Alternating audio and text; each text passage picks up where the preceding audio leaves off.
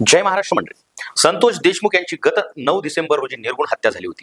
एसआयटीनं सरपंच खून प्रकरणात अटक केलेल्या 7 आरोपींवर मोक्का लावला आहे. त्यामुळे या सर्व आरोपींभोवती कारवाईचा फास आणखी घट्ट होताना दिसत आहे. परंतु या कारवाईतून वाल्मिक कराड मात्र वाचला आहे. त्याच्यावर मोक्का लावण्यात आलेला नाही. त्याच्यावर मोक्का अंतर्गत कारवाई न केल्याचं विविध चर्चांना उधाण आलेलं आहे. खरं तर संतोष देशमुख हत्या प्रकरणात एसआयटीनं सर्व आरोपींवर मोक्का अंतर्गत कारवाई केली असली तरी ही कारवाई वाल्मिक कराडवर केलेली नाही.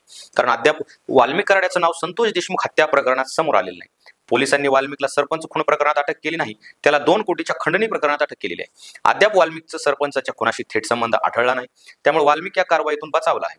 कोणकोणत्या आरोपीवर लावलाय मोक्का?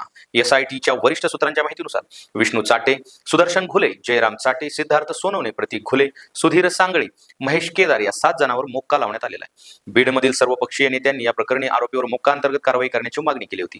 त्यानुसार मुख्यमंत्री देवेंद्र फडणवीस यांनी विधानसभेत बोलताना गरज भासली तर या प्रकरणात मोक्का लावण्याची घोषणा केली होती. त्यानंतर त्या प्रकरणात प्रत्यक्ष मोक्का अंतर्गत कारवाई करण्यात आली.